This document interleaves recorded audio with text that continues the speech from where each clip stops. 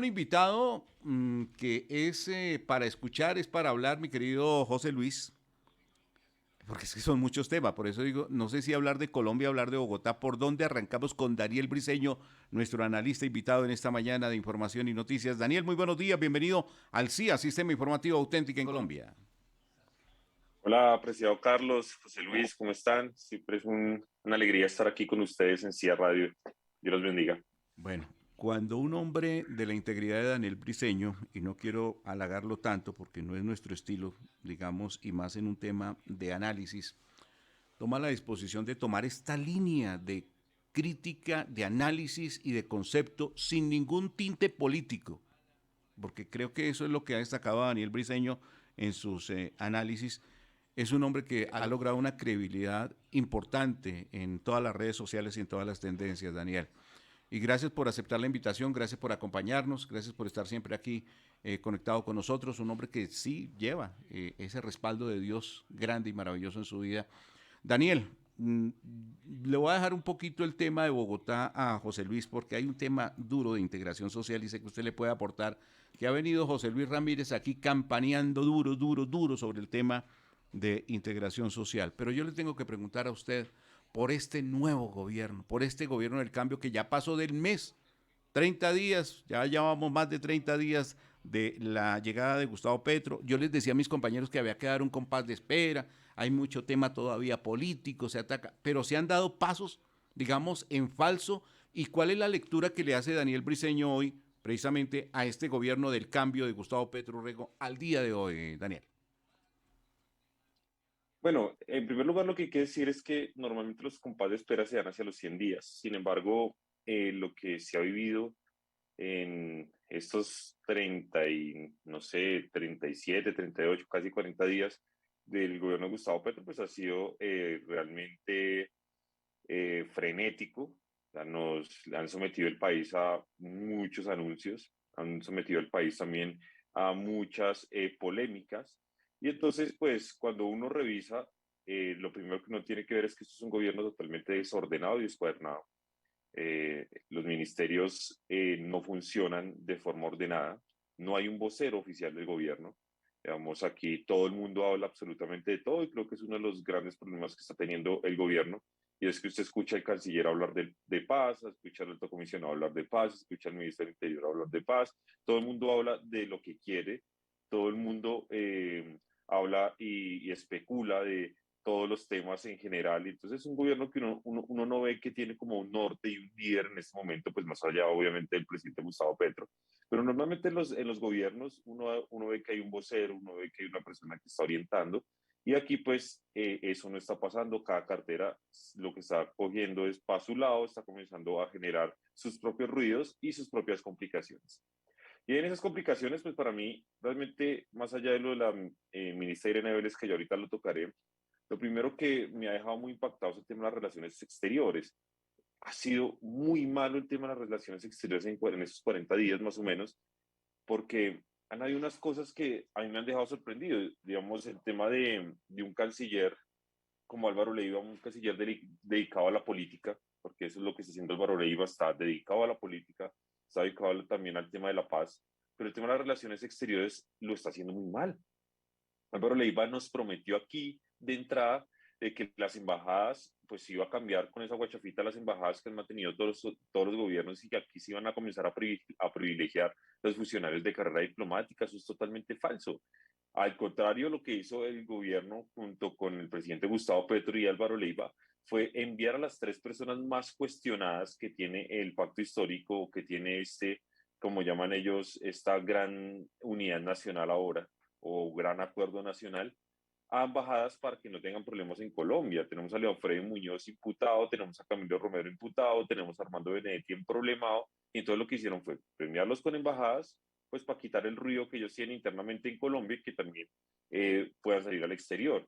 También se nombró a un amigo del presidente en la embajada de China, también se ha nombrado así, y vienen muchos nombramientos de muchos amigos. Entonces, aquí uno dice, bueno, en esto no hay cambio. Digamos, uno puede entender que los amigos del presidente de la República vayan a ir a embajadas y consulados, pero pues debieron haberlo dicho de frente y no, y yo siempre me he dedicado a cuestionar eso. me quedo a cuestionar del discurso y el doble discurso que dan. El tema de Nicaragua ha sido desastroso, vamos, ha sido un manejo terrible, porque primero le mienten al país diciendo que ellos no habían asistido porque no se les había truncado la agenda, otros salieron a decir que había sido el mismo Alejandro Ordóñez el que les había hecho la jugada para que no asistiera, cuando realmente los medios de comunicación revelaron que pues no habían asistido porque Álvaro Leiva había decidido que no asistiera a una sesión donde se iba a condenar la violación de derechos de Nicaragua. Y bueno, entonces aceptan ellos que no asistieron, pero que ya era por temas estratégicos, porque el presidente Gustavo Petro estaba tratando de mediar en la liberación de algunos presos políticos. Esto sale extremadamente mal, porque desde Nicaragua envían mensajes, se ponen muy bravos con esta reacción, con estas revelaciones, y entonces Nicaragua rechaza en ese momento al embajador, hoy pues lo nombraron, pero no sabemos si lo van a aceptar o no lo van a aceptar allá en Nicaragua, León Frei Muñoz, y termina el ministro de Relaciones Exteriores o el canciller Álvaro Leiva firmando posteriormente y de forma tardía esa declaración en contra de Nicaragua, ya cuando habíamos hecho pues todo este oso mundial. La intervención del presidente Gustavo Petro en la justicia argentina cuando envían cuando la fiscalía pide 12 años de cárcel para Cristina Fernández de Kirchner, la intervención del presidente Gustavo Petro en las elecciones de Chile cuando pierde el plebiscito. Entonces, este tema de política exterior ha sido realmente desastroso, ha sido una política concentrada en Venezuela. Yo entiendo, digamos, yo he visto que, y lo que vimos en campaña es que todos estábamos de acuerdo con que abrieran la frontera. Eso era un tema que le criticamos muy fuerte todos al presidente Iván Duque, y es que la frontera necesitaba ser abierta independientemente del régimen que tuviera hoy Venezuela. Pero lo que estamos haciendo ahora es entregarnos y concentrar toda la política exterior en Venezuela, a tal punto que ayer Estados Unidos ya nos dijo, Partido Demócrata, Partido Republicano y el mismo vocero del presidente Joe Biden, es, vengan, ojo con lo que ustedes están haciendo, señores Colombia. Ustedes están comenzando a legitimar una dictadura con temas comerciales, porque usted puede tener relaciones. Yo se lo digo, yo creo pues, sinceramente que uno puede tener relaciones comerciales con un país independientemente del modelo político y no dejar de rechazar ese tipo de cosas. Esas son cosas que se pueden hacer a nivel internacional.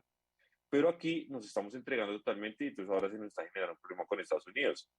Congresistas demócratas que supuestamente estaban con el presidente Gustavo Petro apoyando el gobierno y todo, hoy ya comienzan a decir, venga, lo que se están haciendo con Venezuela es terrible. Eso en relaciones exteriores va mal. Por ahora yo no he visto una política clara, he visto más un canciller que quiere dedicarse a los temas de paz. Pues él lo que sabe hacer él es una persona que se dedica a los temas de proceso de paz. Mm, está de canciller porque según el presidente Gustavo Petro, la Cancillería va a ser usada para la paz. Bueno, ya veremos de qué forma, pero por ahora ha sido desastrosa la política exterior. El tema de Minas, ahí está, usted tenía ahorita al alcalde del Guavio, lo estaba escuchando, porque uno tiene que entender que aquí el problema del Guavio y el casi apagón que tenemos en casi 3 departamentos que afortunadamente se solucionó ayer y que esperamos el gobierno comience a cumplir, pues es un problema que viene heredado. No es un problema de abandono de muchos años, pues le tocó la bomba caliente del Guavio. Sin embargo, se mezcla con unos temas mineros y energéticos en donde el país está realmente desconfiado. Yo he dicho toda la semana que la ministra Irene Vélez es una persona muy capacitada, a mí me parece que es una persona muy capaz, una persona muy bien formada, o sea, es una persona que tiene una gran carrera, es doctora, sin embargo ella podía acceder a cualquier cargo excepto este, digamos, ella estaba hecha para cualquier cargo excepto por este. Y entonces ahí es donde miramos cómo llega la doctora Irene Vélez al cargo. La doctora Irene Vélez llega al cargo simplemente porque ella es la cuota política de Francia Márquez, lo he dicho toda la semana. Su padre, el señor Hildebrando Vélez, es la mano derecha de Francia Márquez, es el que descubrió políticamente a Francia Márquez, es el que la sacó, el que la trajo a hacer política, el que la mandó a la arena política. Y ellos son los coordinadores del movimiento Soy Porque Somos, que es el que lleva a Francia Márquez junto con el Polo Democrático a la consulta que los hace sacar casi 1 millón de votos y que hoy lo tiene en la vicepresidencia. Entonces, la doctora Irene Vélez iba realmente a ser ministra de MinCiencias, ella iba para allá, estuvo encabezando el grupo de Empalme, ella estuvo ahí dirigiendo todos los temas, simplemente después de algunas movidas políticas, pues le quitaron mis ciencias, entonces pidieron Minambiente no podía estar ella porque pues tenía nombre propio desde el principio. Susana Mujabal es la persona más cercana al presidente Gustavo Petro desde siempre, una persona de confianza en este tema, y entonces pues terminó de carambola nombrada en una cartera que hoy tiene todos los retos encima. ¿Cuáles son los retos? Tiene esto del Guavio, tiene el alza en la electricidad en todo el país, pero tiene ahora el alza de los combustibles, el alza de la gasolina, el alza de la reforma tributaria que está proponiendo a los impuestos a los hidrocarburos. Está enfrentando todos los problemas, los tiene hoy Irene Vélez, y yo lo que he dicho toda la semana es, yo creo que ella es una mujer muy capaz, pero no para ese cargo. Aquí hoy se necesita una persona de peso político, peso mediático, peso técnico, porque el país está concentrado en eso. La gente está muy nerviosa, Carlos, con el tema del gas en Venezuela. La gente está extremadamente nerviosa porque todos sabemos, y ya lo ha dicho todo el mundo, que si nosotros dejamos de explorar gas en Colombia y comenzamos a importar gas desde Venezuela, esto va a encarecer las facturas casi en un 100%, por varias razones. El gas es barato porque se quema al instante. Cuando usted comienza a traer gas y usted comienza a almacenar gas, que eso es un proceso supremamente costoso, pero usted le va a subir la factura a la gente. Además, no sabemos si hoy Venezuela cuenta o no con la infraestructura. Venezuela además nos debe plata. Venezuela todavía nos debe dinero de la venta de gas que hacíamos hace unos años y todavía nos tienen esta deuda. Y su infraestructura hoy, que no se usa hace 15 años, pues ahí viene quién nos la va a terminar financiando. Pues el consumidor final. Entonces estamos muy preocupados con ese tema y entonces con esta maraña y esta tormenta perfecta que tiene Irene Vélez, pues comienzan a relucir pues este tipo de equivocaciones que ella ha tenido en medios de comunicación, este nerviosismo. Y más allá de cada una de las equivocaciones, lo que está mostrando ella es una falta de liderazgo. Yo sé, obviamente, yo lo dije en un programa esta semana, yo entiendo por qué el presidente Gustavo Petro sale a respaldarla. Para ningún gobierno es bueno dejar caer un ministro al primer mes de gobierno. O sea, eso no tenía ningún sentido, eso es entregarle una comidilla a la oposición, eso es entregar y mostrar debilidad política, pero lastimosamente nos puede salir más caro más adelante porque se ven muchos problemas en este sector y además ahí es donde están todas las apuestas y todos los cambios. Eso así como en los dos grandes temas que han sido movidos en este mes, pues obviamente hay muchos más, vienen, No, es que hay este muchos, gobierno todos Daniel. los días nos votan muchas cosas, o sea, eso es Exacto. todos los días reforma, reforma, reforma, reforma, reforma. Y delicado, por ejemplo, y antes, de verdad, porque es que yo sé que José Luis está muy, muy ansioso de hablar con usted, porque los nombramientos, claro que usted nos da aquí en esto un paréntesis muy abierto de lo que es las primeras de cambio del gobierno del cambio. Malestar y hablamos esta semana con la familia del municipio de Soacha, en el IGAC, en el Instituto Geográfico Agustín Codazzi, el nombramiento allí causó todo el malestar por la hoja de vida y lo que representa precisamente para todo el tema de catastro en Soacha y en otras regiones. Y el segundo nombramiento, el Banco Agrario, otro que causó gran malestar por toda también la hoja de vida y todo lo que viene implícito ahí en ese tema. Y un puntico más que le adiciono antes de ir con José Luis.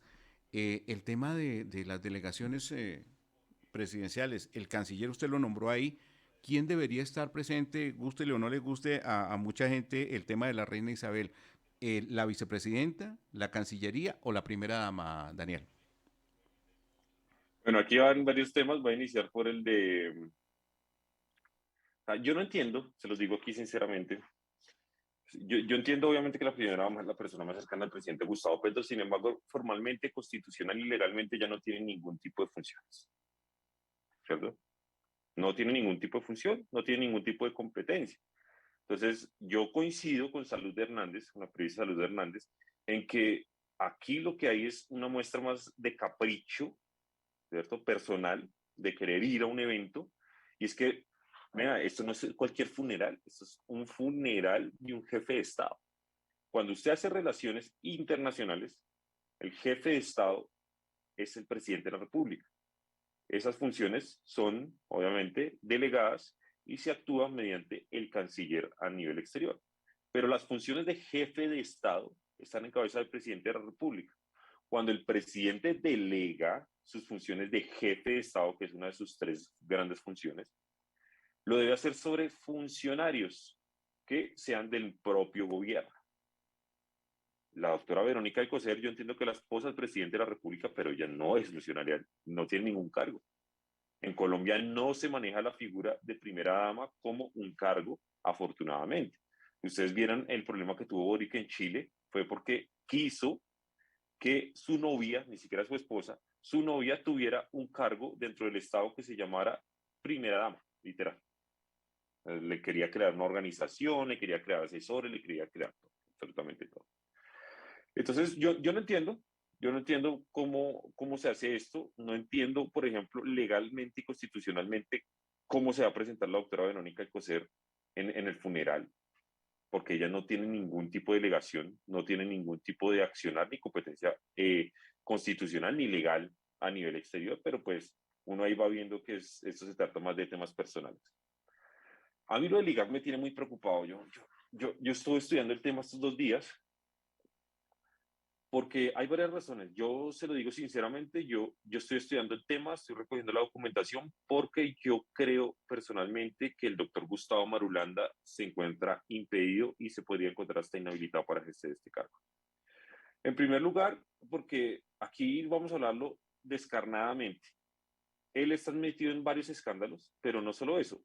Una empresa, dos empresas de las cuales es supuestamente socio, lo que pasa es que todavía no tenemos la documentación de cuál es el nivel de acciones que él tiene sobre estas dos empresas. Una es Data Tools y otra es, ay, Dios mío, se me olvidó el nombre, Disney, bueno, no, ya recuerdo el nombre, son dos empresas. Fueron las dos empresas que se asociaron junto con el municipio de Soacha para ser el operador logístico del catastro, que hoy es una sociedad de economía mixta. Una sociedad de economía mixta que ha tenido 1000 problemas. El alcalde Juan Carlos Saldarriaga, mejor dicho, está en problemado y chicharronado con ese catastro multipropósito allí en Soacha. Pero más allá de eso, aquí yo veo dos cosas. La primera, tenemos una persona que tiene intereses económicos directamente en el catastro multipropósito, que es socio de una empresa asociada de economía mixta y que además va ahora a gerenciar desde arriba todo este tema. Ahí yo veo un conflicto de interés, por eso le digo, te estoy recolectando toda la documentación para hacer la denuncia respectiva. Pero en segundo lugar, hay algo que me llama la atención y es que este señor, Gustavo Marulanda, es socio de DataTools. ¿Ustedes saben de quién es DataTools? DataTools es la empresa que ha sido toda la vida de los Ríos Velilla, los grandes enemigos de Gustavo Petro, los que supuestamente persiguieron al presidente Petro en el tema de las basuras en Bogotá. Entonces, cuando está metida la familia Ríos Velilla, socio de Marulanda, y llegan a Ligaco, uno dice, venga, ¿a qué juega Petro? ¿Usted cree que el presidente no sabe que los Ríos Velilla son socios de Gustavo Marulanda? Ahí hay algo que a mí no me está sonando y a mí me está sonando que aquí estamos hablando de un plan político que prontamente identificaremos, que es lo mismo que pasó ahora en el Banco Agrario. El Banco Agrario, estamos supremamente preocupados con el tema del Banco Agrario, porque más allá de que el señor Chica Zucardi no tenga ningún tipo de investigación, como le dijo el presidente Gustavo Petro, que le envió a todos el puyazo, dijo, aquí lo las palabras del presidente Gustavo Petro en la posición del gerente del Banco Agrario fue, aquí lo importante no es que sea sobrino, así fue que lo dijo, aquí lo importante no es que sea sobrino, aquí lo importante es el trabajo que él hace. Y yo le digo, aquí lo importante sí es que sea sobrino, porque es que aquí no estamos hablando de un sobrino que haya estado desligado políticamente de su familia. Estamos hablando de una persona, en primer lugar, pongo en contexto a la audiencia, el nuevo gerente del Banco Agrario, el sobrino de la ex senadora Piedad Zucardi, que está procesada por parapolítica, que a su vez hace parte del clan del Gordo García.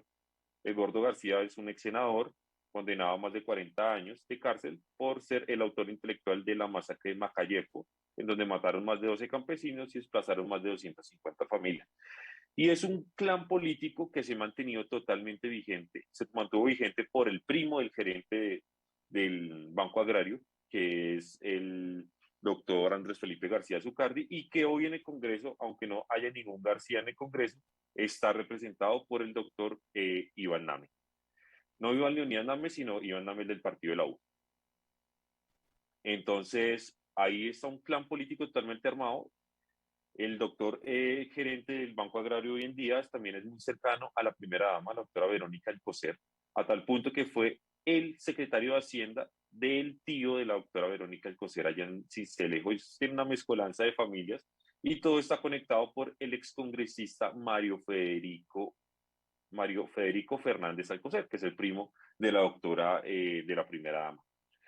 Entonces ahí uno ve y uno dice, bueno, sí, lo importante no es que sea el primo, pero vea lo que hay detrás, ¿no? O sea, él viene detrás, él siempre ha llegado con el apoyo de ellos. Es más, yo recuerdo ahí encuentro una columna de la doctora Cecilia Tascón en el momento en cuando él trabajaba en la ETV con Gustavo Petro, porque fue lo que salió a decir el presidente, que es una persona que ayudó y que fue muy buen funcionario en la ETV, pero realmente es una persona llena de escándalos en la ETV.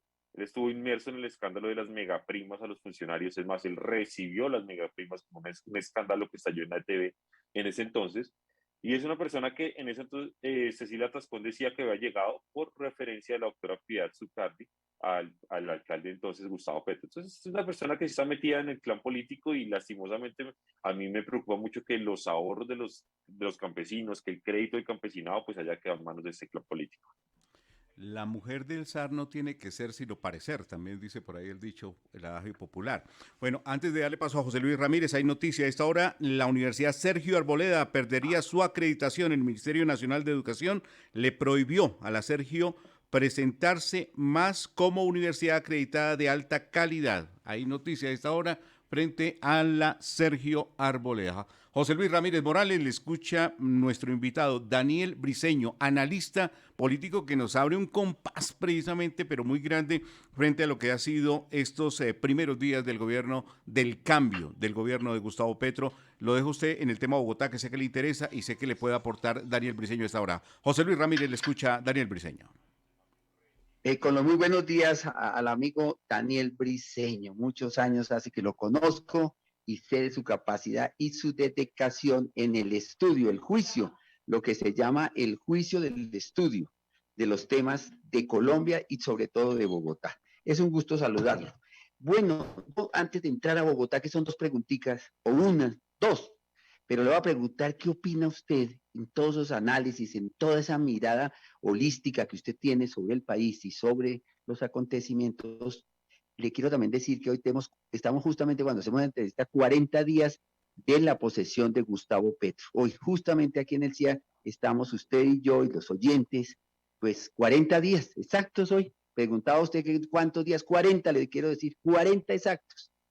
Bueno, ¿qué opina usted de las ausencias de Gustavo Petro, el presidente de los colombianos, que ayer tampoco llegó, tarde noche no llegó a cumplirle a los empresarios en Cartagena? No apareció, ayer quedó todo el mundo esperándolo y él no hizo presencia y no es la primera vez, sino que en estos días, 40 días ya digamos como presidente, para no contar los de candidatos, sino los de presidente, ha sido una constante en su gobierno. Bueno, lo primero que saludarte, José Luis, una alegría hablar contigo, un gran amigo, pero aquí la gente tiene que acordarse que este es un modus de Petro. Cuando era alcalde, Petro también era una persona que siempre dejaba plantada a la gente, que llegaba tarde. Digamos, es una forma de la vida de Petro. Petro ha sido una persona muy incumplida siempre en sus tiempos, en sus agendas. Y lo que sí me está comenzando a llamar la atención son los temas de estado de salud del presidente. Yo creo que es un tema que tenemos que comenzar a prestar atención. No quiero ahondar en eso porque pues, son temas supremamente personales, pero lastimosamente tienden a ser temas de interés nacional. Porque pues una cosa es que se enferme un senador, otra cosa es que el presidente de la República, cabeza del Estado, suprema autoridad administrativa, política, bueno, todas las funciones que tiene el presidente de la República, pues esté pues reiteradamente enfermo, no es la primera vez que se reporta enfermo el presidente, entonces hay que hacerle pues un seguimiento al tema de salud del presidente sin ahondar por ahora porque es un tema personal. Sin embargo, recordar a la audiencia que el presidente Gustavo Petro normalmente ha sido una persona muy incumplida, una persona que en la alcaldía de Bogotá también tenía este tipo de desplantes a los periodistas, al gabinete, a las reuniones, a los empresarios, y pues uno ve que esto es un Gustavo Petro que no ha cambiado, un Gustavo Petro que sigue manejando las mismas formas, que sigue gobernando de la misma forma casi solitaria, es decir, Petro puede tener mucha gente al lado, pero es una persona que toma las decisiones solo. Casi ustedes recuerdan que en la alcaldía de Bogotá nadie lo podía asesorar, no le duraban los secretarios y ojalá este no vaya a ser el caso con los ministros, pero lo veremos a ver cómo si las predicciones que trató de hacer en su momento el doctor Alejandro Gaviria, hoy ministro de Educación, sobre que a Petro se le iba a descuernar el gobierno a los 6 meses, ojalá no se cumplan por el bien del país, pero estamos en un desorden institucional que vamos a ver si terminamos allá. Muy bien. Ahora vamos a Bogotá para no quitarle tiempo. Dos cosas. Uno, la inseguridad, que estamos en manos de la delincuencia. Dos, quiero preguntarles directamente sobre la corrupción en Bogotá.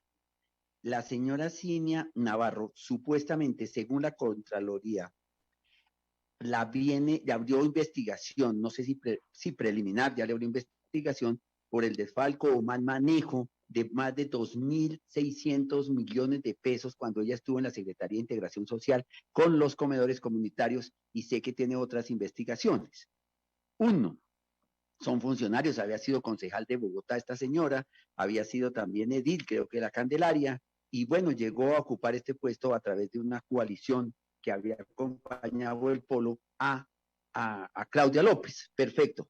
Pero vienen también las denuncias de María Victoria Vargas en el sentido de los teléfonos, que aún escandalizado. ¿Qué pasa en Bogotá? ¿De dónde viene la gente que hace esos escándalos? Han sido concejales, han estado en la vida pública, son contratistas. La telefonía, un teléfono de 200.000 pesos, 198, 198.000 pesos. de 2.000, que Juan Carlos, No, era 198.000, 198, sí, exacto, y pasa 200 a mil tres pesos, millones ya, hace rato. 500.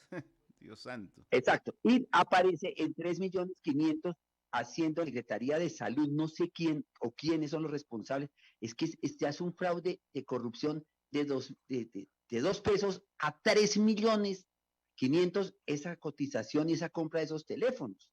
Bueno, está también lo de la cuestión de pagar coimas a los funcionarios en el jardín botánico. Se hablan de 100, 200, 300 millones de pesos jugándose allí entre contratistas.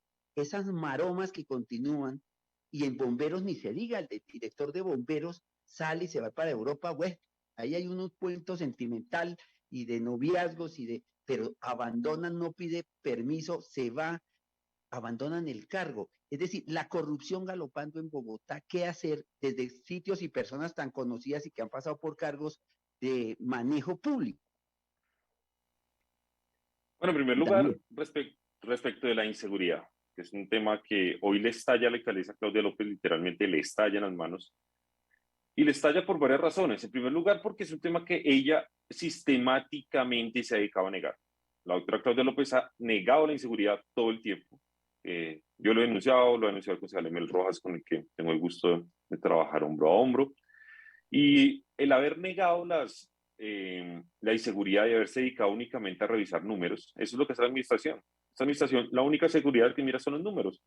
Y entonces hay un engaño en los números, y es que yo reviso mes a mes todos los indicadores de los grandes delitos de inseguridad, y usted dice, bueno, ok, bajaron formalmente, pero si usted se deja guiar como alcalde por los números, usted se va a dejar engañado por una razón, y es que los números están determinados realmente no es por el número de delitos cometidos, sino por el número de denuncias que usted pone. Entonces, si la gente no le cometen el delito y la gente no denuncia, pues no le aparecen en sus números. Y eso no quiere decir que el delito no haya existido. Entonces, la alcaldesa está obsesionada con el tema de los números y es, mira, logramos bajar en 14%, logramos bajar, pero en el fondo y en la calle, la realidad es otra. Y entonces, ella dejó crecer un problema gigantesco, que fue el tema de las bandas. El gobierno distrital, ustedes recuerdan, lo primero que hizo y el primer error grave que cometió fue el haber condenado a toda una institución como la policía por el accionar de algunos policías. Y ese rompimiento que se generó desde el comienzo del gobierno de la alcaldesa Claudia López ha sido muy difícil recuperarse para la ciudad, porque volver a recuperar la confianza de los policías, que yo le digo, la mayoría de los policías son gente buena, son gente trabajadora, hay que condenar a los que cometen delitos, en eso todos estamos de acuerdo, pero haber roto esa confianza con la policía y más encima haber llegado sin política de seguridad, porque acuérdense, la alcaldesa Claudia López hoy sigue sin política de seguridad. ¿Qué hacía ella? que es algo muy gracioso, y es que ella lo único que hacía era seguir la política que le implementaba el presidente Duque en ese momento, y cada vez que le fallaba, echarle la culpa. Cada vez que pasaba algo en Bogotá, echarle la culpa. Cada vez que mataban a alguien, le echaba la culpa al presidente. Ok, entonces esa fue su política de seguridad durante 2 años. Ahora llega el presidente Gustavo Petro, y como la alcaldesa Claudia López es aliada política y no lo puede salir a culpar, es decir, no puede salir a decir nada al presidente Petro, ni puede salir a exigirle nada.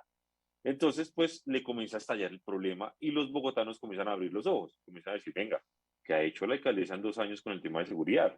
Y yo se lo digo, no se ha hecho nada. No se ha hecho nada porque aquí, como bien José Luis lo sabrá, hay varios concejales como la doctora Lucía Bastías que muy juiciosamente han estado denunciando todo el tiempo, de que en Bogotá se ha dejado caer en ciertas y se ha dejado entrar en ciertos círculos de inseguridad, de basuras, de falta de luminosidad en ciertos lugares, y esto hace que la inseguridad crezca. Pero además la alcaldesa Claudia López negó la presencia, por ejemplo, del ELN en Bogotá.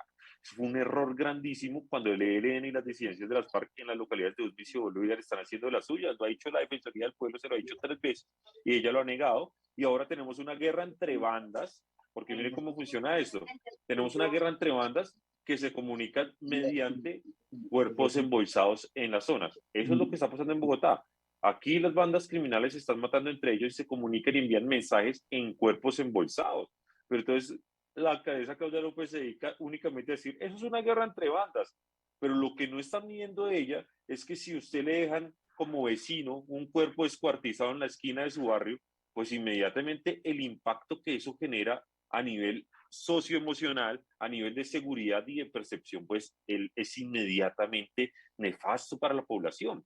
Pero la alcaldesa no está midiendo eso y hasta ahora le comenzó a estallar el problema a ella, porque ya había estallado la inseguridad en Bogotá, pero como ella tenía sparring al presidente Iván Duque, entonces esto era Duque, Duque, Duque, Duque, Duque. Ya como no puede hacer eso, entonces ya a la alcaldesa le toca responsabilizarse, quizá en algún momento le toque comenzar a culpar al presidente Gustavo Petro, no sé si ahora, pero pues seguramente lo hará porque es el modus operandi de ella.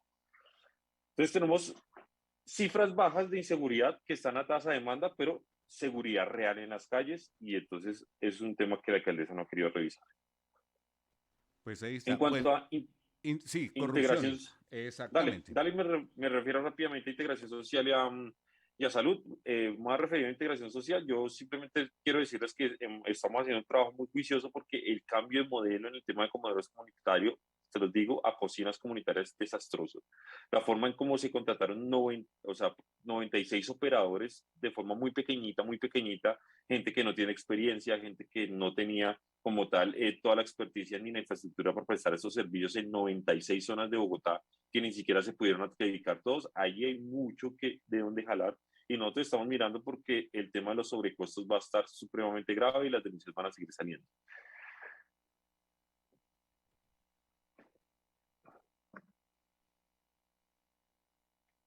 Gracias, gracias, gracias. Y no, una última cosita para que tengan en cuenta para sus estudios. Tengo un alumno en la universidad que yo le pregunto, y bueno, su papá que está en el ESMAD, que es policía, ¿qué está haciendo? ¿Qué lo ponen a hacer? Me dice él, me dice él, y lo contrasto con lo que pasó ayer, pasó dedicarnos ayer en la Universidad Nacional, donde salen unas personas con verde oliva, mi querido Daniel, pero yo le decía a don Carlos Hernández, escribía anoche una cosa que quiero escribir en mi columna del Tiempo, que ya no se llama, que el ESMAD no se va a utilizar y no se va a sacar, sino en el último de los últimos casos. Pero estos que están sacando, como en el día de ayer en la Universidad Nacional para contrarrestar las protestas de los estudiantes, caminan como el ESMAD, actúan como el ESMAD, se disuelven los disturbios como el ESMAD, hablan como el ESMAD y actúan con la misma estrategia del ESMAD. Le preguntaba yo al alumno, ¿y su papá qué hace? Dice, no, pues es que él tiene los dos uniformes del ESMAD, el negro y el otro que es el verde oliva. Es decir, están utilizando la misma gente, los mismos, porque ¿de dónde sacan policías? Están utilizando los mismos policías con los mismos cuidados, el mismo entrenamiento, la misma disciplina, el mismo conocimiento para los disturbios, porque esa es una policía, es un comando especializado para poder actuar, para poder tranquilizar, para poder llevar, para controlar las marchas, para enfrentar la violencia. Eso no es un policía que sacamos ahora y que ponga un casco y hágale. Tienen que tener preparación para asumir ese papel. Entonces, están utilizando, nos están disfrazando el verde oliva para reemplazar el negro. Es mi pregunta, Daniel, que me ha tenido con mucha inquietud en estos días de aparición de un SMAT verde, que no es SMAT, pero que actúa como si fuera el SMAT. Ustedes tienen que tener en cuenta que ellos manejan y ellos se manejan mediante narrativas. Entonces ellos venden narrativas. La narrativa es que el SMAT se transformó cuando el SMAT sigue siendo lo mismo. Sin embargo, el problema de todo eso, y después de ver la entrevista ayer en Noticias Caracol del ministro Iván Velázquez, que no sabe ni siquiera qué decir cuando le hablan sobre el SMAT. Es como si él no sabe ni qué decir, porque ¿por qué no sabe qué decir y en qué andan? El problema es que ellos prometieron desmontarlo. El problema es que ellos dijeron que el 8 de agosto, es decir, al otro día el SMAT se acababa. El problema es que ellos hoy tienen un problema interno con su gente. Su propia gente está reclamando el desmonte del SMAT, pero ellos no son tontos, ellos saben que ellos van a necesitar el mismo SMAT. O sea, recuerden que Gustavo Petro usó el SMAT más de 1000 veces mientras fue alcalde de Bogotá. A Gustavo Petro le encanta el SMAT. Pero esta narrativa que ellos ahora le manejan es como, no, ellos ahora son unos Boy Scouts que visten de verde oliva y realmente van a dialogar. Cuando yo vi el accionar ayer, que lo que le digo, o sea, nosotros hemos criticado mucho el accionar de ayer en la Universidad Nacional, porque cómo fue posible que unos pocos, eran muy poquitos, tenían absolutamente bloqueada toda la ciudad, ¿cierto? Los diálogos no habían servido y al final, ¿qué pasó? Pues entró el ESMAD, literalmente. Entró el ESMAD puro y duro y fue el único que pudo restablecer la movilidad en Bogotá. Entonces, te lo digo, José Luis, eso es narrativa. En el fondo siguen usando el SMAT porque no hay resoluciones, no hay documentos de cambio del SMAT. Vamos a ver cuando hagan la reforma a la policía si van a cambiar. Hoy lo siguen necesitando, pero ojo a eso, sí lo tienen guardado. Sí lo tienen guardado. Lo van a medio utilizar, pero lastimosamente lo tienen guardado a tal punto que las invasiones que se están proliferando por todo el territorio del país, o sea, eso del tema de la invasión de tierra es un problema que está creciendo todos los días, se tienen que solucionar con SMAT. Es que la policía tiene que actuar dentro de las primeras 48 horas, si no, y si deja que los ocupantes después de las 48 horas se queden ahí, pues ya tiene que ir a hacer un proceso policial y otro judicial. Entonces, si la policía y el SMAT no actúan entre las primeras 48 horas para dispersar a las personas que están invadiendo terrenos de propiedad privada, entonces ahí es cuando uno dice, venga, el ministro realmente está guardando el SMAT, porque el SMAT debería estar actuando allá. Sin embargo, ahorita el ministro nos dijo, y ayer hice un chiste, y es que ya pasaron 400 horas desde que el ministro dio 48 horas para que desalojaran los predios invadidos, y va a seguir creciendo porque el ministro ya mostró debilidad. Miren la entrevista ayer en Noticias Caracol, José Luis, para su columna, y el ministro es un ministro débil. Eso es lo que es el ministro de Defensa. Él podría haber sido igual que la ministra Irene Vélez, ministro del Interior, ministro de Justicia, pero una persona como Iván Velázquez no estaba preparada tampoco para ser ministro de Defensa en estos momentos. Pues ahí está. Pues Daniel Briceño, queríamos tocar estos temas. Son muchos definitivamente, y creo que necesitaríamos una mañana porque hay mucho por desglosar, analizar, pero con personas que tienen ese equilibrio, digamos, en ese tema. Nos queda por ahondar el tema de corrupción en Bogotá. Ese tema de integración social creo que va a dar para mucho, mucho, mucho, mucho, mucho. Y están a expensas de saber qué fue lo que pasó en realidad en este tema de integración social. Ayer nos decía un edil de la Candelaria que, por ejemplo, allí hay unos absurdos totales en la entrega de varias ayudas durante el tema de pandemia, de la tropa social, bueno, cosas muy delicadas que creo que estaremos hablando en otra oportunidad. Daniel Briceño, déjenos una frase para la reflexión en el día de hoy y al cerrar precisamente este punto de análisis con Colombia y con Bogotá, Daniel.